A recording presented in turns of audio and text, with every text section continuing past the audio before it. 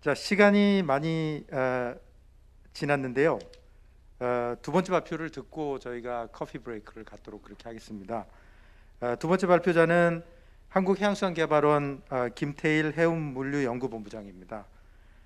오랫동안 한국 해운을 연구해 오신 본부장님께서 해운 장기발전 5개년 계획과 해양금융을 주제로 발표해 주시겠습니다.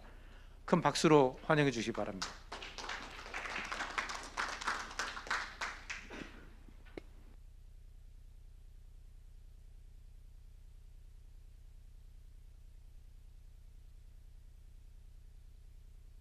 예, 안녕하십니까.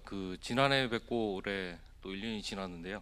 굉장히 빠른 것 같습니다. 엊그제 발표를 지난해 했던 것 같은데 1년이 지났습니다. 사회자님 혹시 지금 30분인데요. 발표를 한 20분 정도로 하면 되겠습니까?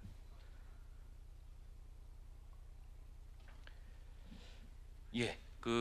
제가 오늘 소개를 좀 해드릴 부분은 해운 장기 발전 5개년 계획하고 해운 금융 관련한 내용입니다.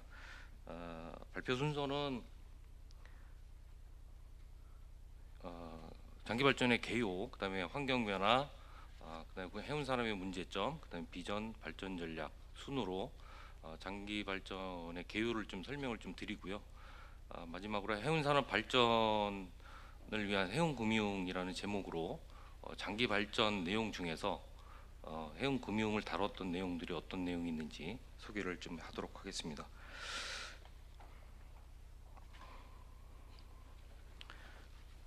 장기 발전 계획은 사실은 2001년부터 시행이니까 사실은 좀 늦었습니다. 그래서 고시도 안 돼 있는 상황이고요. 그렇다고 보면은 그래서 이제 오늘 발표 내용 때문에 해양수산부하고 협의를 좀 했고요. 고시 이전에 발표를 하는 내용이기 때문에 혹여라도 고시 내용하고 조금 다른 부분이 자꾸라도 있을 가능성이 좀 있습니다. 그래서 그런 부분들은 감안을 해서 오늘 발표 내용을 좀 들어주시면 고맙겠습니다. 따라서 오늘 장기 발전 방향 계획에 대해서 발표하는 내용들은 구체적인 어떤 내용보다도 시간적인 한계도 있고 또 방향성에 대해서 언급을 하는 수준으로 말씀을 드리는 것이 맞겠다 이렇게 생각을 합니다.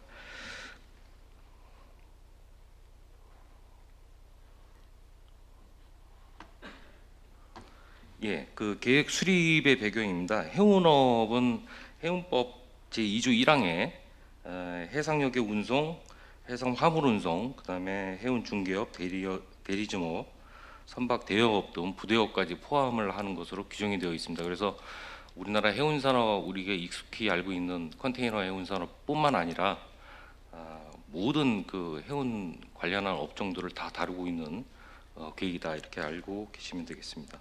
특히나 이제 간접적으로는 조선 분야 또 우리가 오늘 주제인 해양 금융 분야 또 함께 다루고 있다 이렇게 말씀을 드리겠습니다. 해운산업 장기 발전 계획에 대해서 간략히 성격을 좀 말씀드리면요, 국가 계획이고 해운법에 근거한 법정 계획 그리고 5년마다 한 번씩 마련이 되고 있습니다.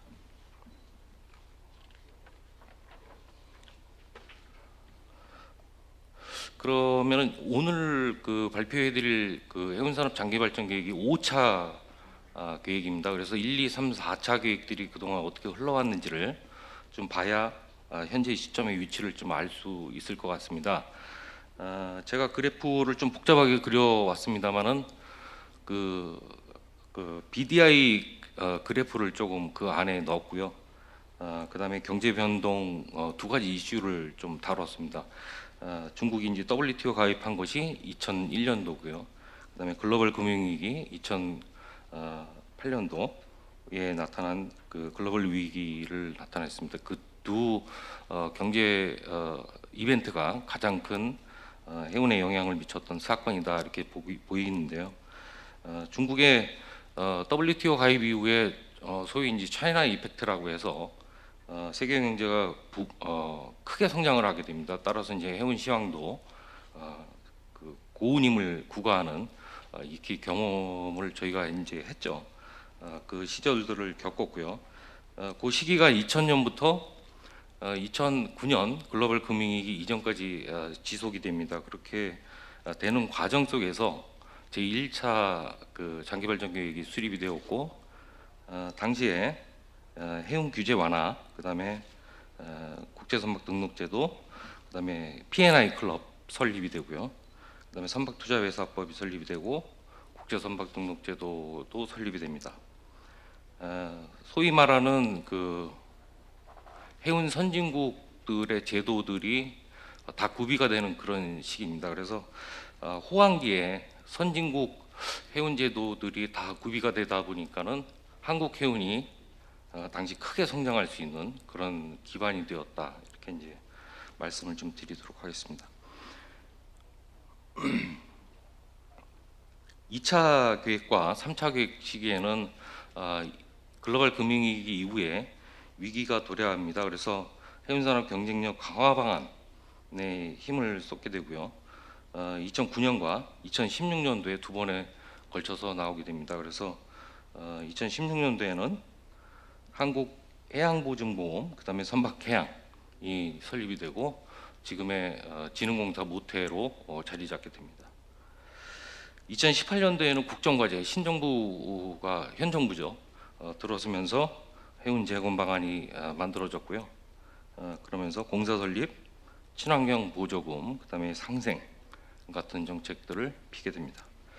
최근에 그 5차 계획의 이 이벤트는 코로나 19입니다. 그래서 그래프에서는 나타나 있지 않습니다만은 BDI 지수가 좀 높아지고 있는 상황이고, 코로나를 어떻게 극복하는가 가장 중요한 이슈로 또 떠오르고 있습니다.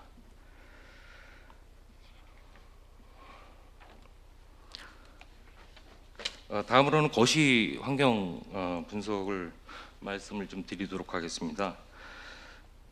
거시 환경 분석은 소위 이제 저희가 일반적으로 분석하는 스티프 분석에 따라서 사회문화, 그다음 기술, 생태, 경제, 그다음에 정치제도 측면에서 바라보도록 하겠습니다.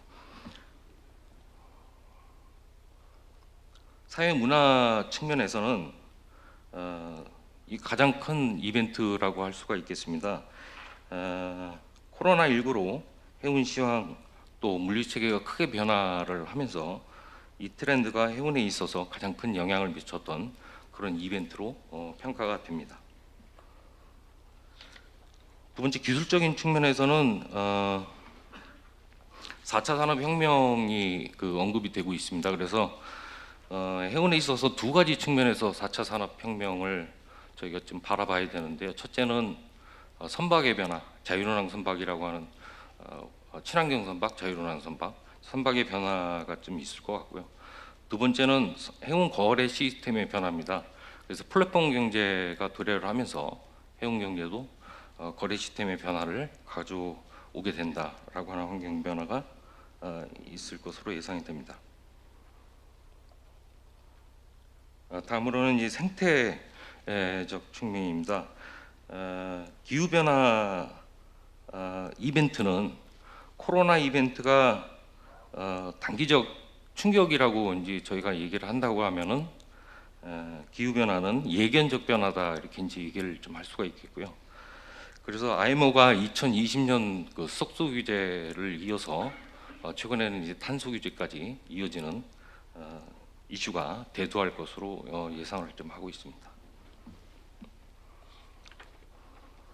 경제적 측면입니다. 경제적으로는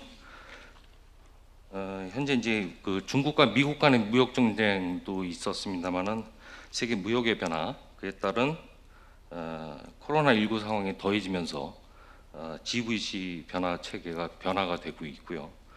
최근에는 중국과 호주 간의 분쟁 때문에 석탄 물동량이 변화하는 그런 추세도 나타나고 있습니다. 그래서 해운에 크게 영향을 미치는 어떤 무역의 변화들이 나타나고 있다, 이렇게 이제 예상이 됩니다.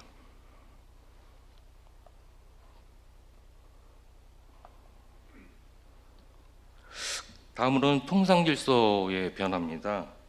그 최근에 이제 RCEP가 이제 이슈가 되고 있고요. 영내 지역 협정들의 어떤 공고화가 강화가 되고 있는데 이에 따른 장래 변화를 좀 주목을 해야 된다라는 측면입니다.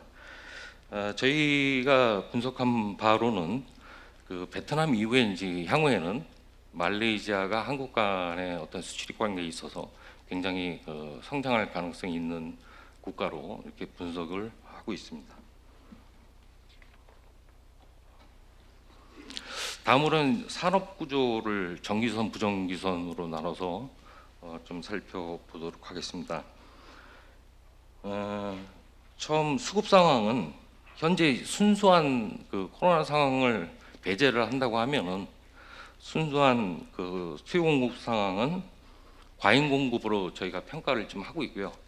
그러나 코로나로 인해서 항만 적체, 내륙물류의 지체, 이런 운영상의 수급을 고려를 한다고 하면은 공급 부족 상태로 이제 평가를 좀 할 수가 있겠습니다. 두 번째는 글로벌 대형 선사의 점유율이 확대가 되고 있습니다. 그래서 상위 전체적인 글로벌 컨테이너 선사들의 상위 선사들의 점유율이 계속적으로 확대가 되고 있다. 이 추세는 아마도 지속될 것으로 예상을 좀 하고 있습니다. 그래서 자본 조달 능력이 확대가 되거나 그 더 큰 선사들이 좀 더 그 자산력을 더 발휘할 수 있는 그런 여지가 더 커질 것이다. 그래서 시장은 부익부 빈익비 시장으로 변화해 갈 것이다. 이렇게 예상을 하고 있습니다. 그다음에 세 번째 특징은 선박의 평균 선형이 증가하고 있습니다. 그래서 시장 내에서 선박의 척수는 크게 늘지 않고 있지만은 선박의 대형화가 초래되고 있다. 그래서 선박 양은 늘어나고 있다. 이렇게 이제 평가를 할 수가 있겠습니다. 네 번째는 아시아 역내 시장의 그 성장과 성장입니다. 그래서 세계 무역은 기본적으로 아시아 시장 중심으로 지속적으로 이제 변화를 할 것으로 예상을 좀 하고 있고요. 다섯 번째로 해운 물류 기업의 종합 물류 기업화입니다. 머스크를 필두로 해서 주요 글로벌 선사들이 종합 물류 기업화를 지향을 하고 있습니다. 그래서 이 같은 이유는 코로나19 이후에 디지털화로 기존의 이제 해상 운송 비즈니스에서 탈피를 해서 복합 운송 등 역량이 굉장히 중요해진 측면이 있습니다. 부정기선 해운 시장입니다. 두 가지 측면에서만 언급을 하도록 하겠습니다. 첫째는 수급 악화입니다. 그 전기선 시장과 달리 발주량 증가세가 지금 되고 있고요. 수급 압박 가능성이 앞으로도 좀 더 커질 가능성이 있다라는 측면이고, 특히나 이제 환경 규제로 화석 연료에 대한 어떤 수요가 감소를 한다면은 이 같은 추세가 좀 지속될 가능성이 있지 않나 이렇게 생각을 합니다. 그래서 두 번째는 국제선사의 해외 진출 개척이 좀 부족하다. 그래서 벌크선 시장 점유율을 보면은 중국이 과거에 2%에서 2005년도 2%에서 2020년도 7%로 크게 상승하는 데 비해서 한국은 머물러 있다. 이렇게 이제 평가를 좀 할 수가 있겠습니다. 유조선도 마찬가지입니다.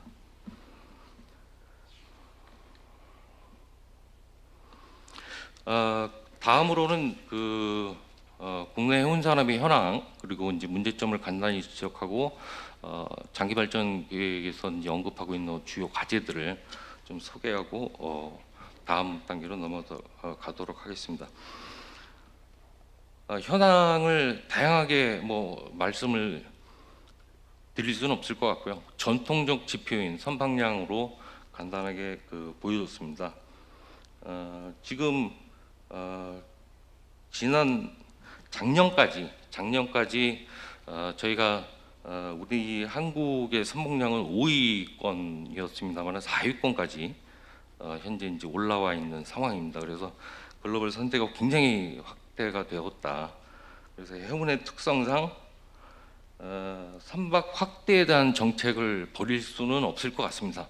그러나 새로운 어떤 비전 산업으로 나가기 위해서는 다른 측면도 좀 강조가 될 필요가 있다라는 측면입니다. 그러나 제가 그 기존의 전통적인 어떤 지표를 보여줌으로써 현재 우리 위치가 어디 있는지를 말씀을 좀 드렸습니다.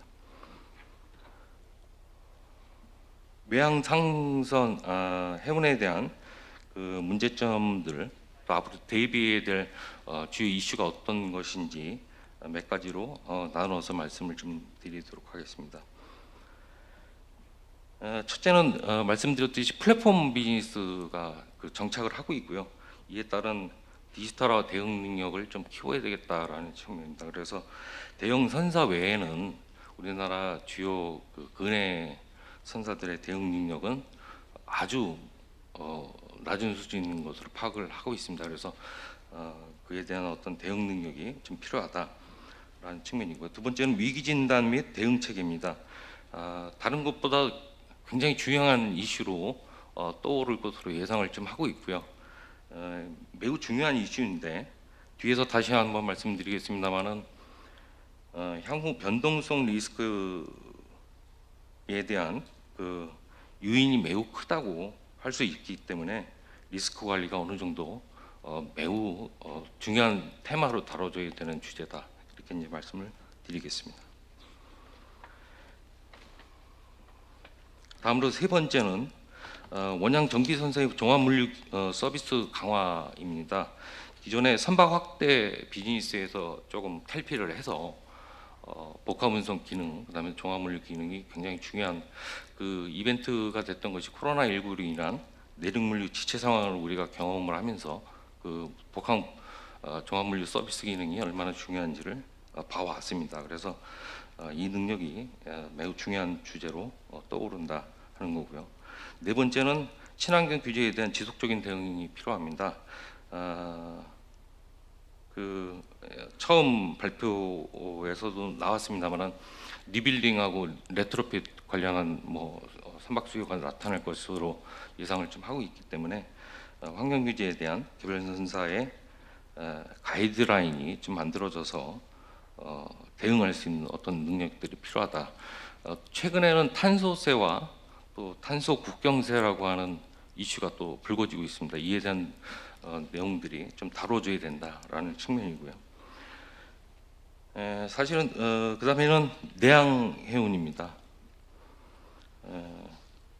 내양 해운은 두 가지 측면에서 좀 볼 수가 있는데 화물하고 여객인데 화물 쪽에서는 과당 경쟁 이슈가 좀 불거지고 있습니다. 그래서 최근에 화석 연료에 대한 어떤 수요가 앞으로도 계속적으로 감소를 하게 된다고 하면은 내양 물동량 그동안 크게 증가하지 않았습니다만은 내양 물동량도 지체가 될 가능성이 있다. 그래서 어떻게 보면 내양 화물선 분야는 구조조정 이슈도 불거질 가능성이 좀 있지 않나 이렇게 보고 있고요. 두 번째는 획일화된 항로하고 내양 여객선 대중교통 관련 이슈입니다. 지난 2000년 3월달에 그 내양 여객선이 대중교통법에 포함이 돼서 대중교통이라고 우리가 이제 언급을 하고 있습니다. 그런데 그에 걸맞는 다양한 어떤 지원 정책들이 마련되지 않고 있지 않나, 이런 부분들을 5차 계획에서 좀 담아야 되겠다라는 측면입니다. 다음으로는 해운 부대 사업 선원 분야입니다. 선박관리 중개 선원 뭐 이런 것들을 대표적으로 제가 갖고 왔는데요. 선박관리업은 4차 산업혁명 이슈하고 조금 맞물려 돌아갑니다. 그래서 선박이 그 친환경 선박으로 변화하고 자율항 선박으로 변화하게 된다고 하면은 선박관리 능력도 좀 바뀌어야 되고, 그에 따른 비즈니스 모델도 좀 바뀌어야 되겠다라는 측면이고요. 중개업도 마찬가지입니다. 중개업도 디지털 환경으로 이제 변화하면서 중개업이 어떻게 변화할지에 관해서 앞으로 고민을 좀 해야 되겠다, 이런 주제입니다. 선원도 4차 산업혁명 친환경 이슈하고 맞물리는 주제입니다. 그래서 학교의 교육이나 연수원의 교육 등이 좀 바뀌어야 되겠다, 이런 문제점을 지적을 할 수가 있겠습니다. 비전과 발전 전략입니다. 그 장기 발전 계획의 1차부터 5차까지의 어떤 비전을 내용을 보게 되면 1차 년도는 글로벌 네트워크를 지배하는 초량 해운 강국 건설. 옛날 1차부터 해운 강국을 줄기차게 저희 우리나라가 주장을 해왔는데요. 2차, 3차, 4차까지 앞서서 이제 말씀드렸습니다만 위기 시절에도 해운 강국, 해운 부국을 계속적으로 이제 비전으로 삼고 4차까지 이제 지나왔습니다. 지나왔고 주요한 정책들이 이제 많이 도입이 됐죠. 그래서 말씀드렸듯이 1차 때는 해운 선진국 제도들이 정착을 하고 2, 3, 4차 위기 시절을 겪으면서 경쟁력 강화할 수 있는 어떤 키 정책들을 이제 마련해서 이것들을 이제 시행하는 그 단계를 밟아왔습니다. 그리고 가장 중요하게 이제 실적으로 삼고 있는 2018년부터 2022년까지 시행했던 해운 재건 5개년 계획이 중간에 이제 있고요. 장기 발전 계획은 2021년부터 2025년까지 이제 시행되는 계획입니다. 앞으로는 아마 앞서 말씀드렸듯이 환경 변화에서 말씀드리고 산업구조 변화 내용을 좀 말씀드렸습니다만은 다이렉트로 연결시키지는 않았습니다만은 앞으로 해운 산업의 변화를 가져온다고 하면은 미래 전략화할 수 있는 어떤 그런 모습으로 좀 가야 되지 않을까. 강국이나 부국 테마보다는 이렇게 생각을 해서 저희가 해운 산업의 미래 전략 산업화를 비전으로 삼았습니다. 목표는 그에 따른 목표는 세 가지로 저희가 했고요. 지속 가능한 전환, 그다음에 두 번째는 글로벌 경쟁력, 세 번째 포용력 성장이라는 목표로 잡았습니다. 그런 목표하에 4대 전략과 13대 추진 과제들을 뽑았고요. 4대 전략은 디지털 그린 역량 확대 등이 있습니다. 그래서 디지털 그린 역량 확대는 스마트 디지털, 그다음에 친환경 해운 주도, 미래형 해운물류 전문 인력 양성이 들어가 있고요.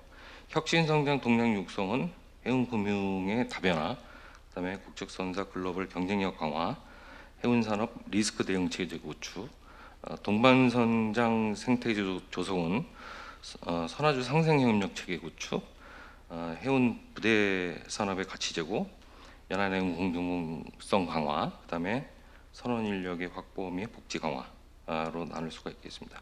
미래해운 기반 구축은 최근에 이슈가 되고 있는 공정 경쟁, 경쟁 질서를 확립하는 문제, 그다음에 해운 제도를 선진화하는 문제, 그다음에 GVC 변화 대응 등 글로벌 네트워크 변화에 대해서 대응하는 측면, 이렇게 수행 과제들을 나와 있습니다. 그래서 요 내용들이 착실하게 수행이 된다고 하면 우리나라 해운 산업의 미래상을 다양하게 좀 한 7가지로 제시를 했습니다만은 해운 매출액, 그다음에 이제 선봉량, 지배선대 기준으로 봤을 때 매출액은 70조 정도, 그다음에 선봉량은 150만 TU, 그다음에 지배선대는 1억 4천만 데드웨이트 톤까지 이렇게 목표로 하고 있습니다. 시간이 조금 더 지났는데 요 보론 말씀드리고 마치도록 하겠습니다. 해운산업 발전을 위한 해운금융입니다. 요거는 해운 장기 발전 계획 중에서 해운금융 관련한 내용들로 제가 따로 뽑아서 좀 더 자세하게 좀 말씀을 좀 드리려고 했고요. 첫 번째 해운금융과 관련된 것이 친환경 선박 보급 확대입니다. 그래서 외항선, 내항선, 관공선 할 거 없이 2030년까지 지속적으로 이제 정부가 지원할 의지를 표명을 했습니다. 그래서 이 분야에 자금들이 이제 들어갈 예정이고요. 두 번째는 한국형 조세리스 도입입니다. 요 논의들은 이미 진흥공사 등 해갖고 많이 이제 이루어졌기 때문에 가속상각을 해서 세금을 깎아주자. 그래서 선박 투자를 더 늘리자 하는 요지입니다. 그리고 해운금융의 다변화입니다. 2번과 4번이 어떻게 보면은 앞으로 우리가 이제 진흥공사나 정책금융을 탈피를 하고 민간금융으로 나가기 위한 어떤 작은 그 과제들이 되지 않을까라는 생각인데요. 첫 번째는 이제 공모 펀드들을 좀 해서 과거에 이제 초창기에는 선박펀드에 이제 세제 지원을 해서 일반인들의 유인들을 했습니다만은 그 중간에 없어졌죠. 그래서 그 이후에 다시 부활에 대한 어떤 논의가 있습니다만은 최근과 같이 그 유동성 장세나 또 주식시장이 이렇게 크게 화랑기에 가능할지는 모르겠습니다. 그러나 이런 유인책들이 굉장히 중요한 주제다. 그다음에 네 번째입니다. 정책금융 보안 기능 확대인데요. 이거 정부에서도 또 아까 말씀 들어보니까 진흥공사에서도 논의를 하고 있는 것 같습니다. 진흥공사의 역할이라고 하는 것이 다이렉트 금융보다는 민간 금융을 끌어들일 수 있는 어떤 시드머니적 역할 뭐 이런 것들로 좀 해야 되겠다라는 측면입니다. 그리고 세 번째는 각종 제도들이 현재 일몰제에 묶여 있습니다. 그래서 이런 내용들을 조금 더 안정적으로 가져갈 수 있는 제도의 개선이 좀 요구가 된다 이렇게 이제 볼 수가 있겠고요. 해운산업 리스크 대응 체제 구축입니다. 해운기업에 대한 구조 혁신, 대형화할 수 있는 부분들을 좀 계속적으로 찾아야 될 것 같고요. 두 번째, 성낙조 본부장께서 이제 발표하실 전문 선주사 육성, 그다음에 해운산업 조기 경보 시스템 구축, 시장 정보 제공, 뭐 이런 것들이 좀 더 고도화되고 현실성 있게 할 필요가 있겠다라는 측면입니다. 그리고 마지막으로 향후 해운 경기 변동 요인과 선박금융에 관해서 마무리 말씀을 좀 드리고 마치도록 하겠습니다. 세계 그 경제 변동이라고 하는 것은 세 가지 큰 테두리 저 사이클 안에서 이제 움직였습니다. 그래서 1950년대 2차 세계 대전 이후에 50년대 60년대는 그 수요 견인에 의해서 경기 사이클을 가져갔고요. 1, 2차 오일 쇼크 70년대 80년대를 거치면서 공급 사이드, 그러니까 상품 가격의 변동성이 세계 경기의 변동을 가져오는 그런 사이클로 갔습니다. 90년대부터는 소위 유동성 장세가 이제 세계화를 거치면서 이제 갖고 왔고요. 그에 따른 자산이 이제 투자 가치가 되고 자산이 견인하는 세계 경기 변동을 가져오게 됩니다. 이 경기 변동이 해운과 무관하지 않습니다. 그래서 그 밑에 그래프는 제가 세계 경기 변동하고 BDI 그래프, 그다음에 그 월별로 나타나 있는 신조선 계약량을 제가 그래프에 이제 갖고 왔는데요. 이제 보시면은 BDI 그래프하고 신조 계약량하고 굉장히 매치가 돼서 올라가는 것을 볼 수가 있습니다. 그래서 이걸 보면은 선사들은 운임에 따라서 추정적으로 발주를 하고 있구나. 뭐 전략적으로 아무리 낮은 저성가 시기에 발주를 하고 고성가 시기에 뭐 선박을 팔거나 아니면은 뭐 이런 영업 전략을 한다고는 말은 하지만 실제적으로 역사적으로 보면은 경기 추정적 그 투자를 하고 있다 이렇게 이제 보입니다. 그래서 앞으로 두 가지 이슈가 불거질 것 같습니다. 코로나 이슈 이후에 최근에 양적 완화 이후에 이제 돈을 걷어들이려고 하는 각국의 노력들이 있습니다. 테이퍼링 이슈가 좀 있고요. 그렇기 때문에 이자가 또 금리가 올라갈 가능성이 충분히 있습니다. 그래서 선사들이 지금 고성가에 또 고운임, 고이자를 내고 선박을 지워야 되는 어떤 그런 상황들이 불거지고 있고요. 불거질 것으로 예상이 되고 그렇다고 하면은 선사들의 어떤 전략적 변화가 맞지 않는 한 그 불확실성이 견인하는 그런 시기로 될 것으로 예상을 합니다. 그리고 또 금융 이슈들이 굉장히 많기 때문에 파이낸스 레드하는 그 시기로 될 거다. 그래서 두 가지 이슈를 말씀을 좀 드려봅니다. 불확실성이 견인하고 그다음에 이제 금융이 견인하는 그런 시기로 이제 선박금융 시장이 흘러갈 거다라는 측면입니다. 예, 그 정도 해서 제가 뭐 급하게 이제 말씀드린다고 했습니다만은 그래도 예견된 시간보다 한 8분 정도 지난 것 같습니다. 예, 이상 마치겠습니다. 예, 본부장님 좋은 발표 감사드립니다. 행사 시작한 지 조금 지연이 돼서 이미 2시간 정도 됐는데요. 좀 리프레시하는 의미에서 10분 정도의 그 커피 브레이크를 가진 뒤에 또 이어가도록 하겠습니다. 커피는 여기 바로 문 나가시면 로비에서 제공이 되는데요. 그 커피 공간이 좀 좁으니까 커피를 들고 그 맞은편 바다가 보이는 공간에 가셔서 커피를 즐기시고 4시 10분까지 이 자리로 돌아와 주시기 바랍니다. 그러면 다시 시작하도록 하겠습니다. 감사합니다.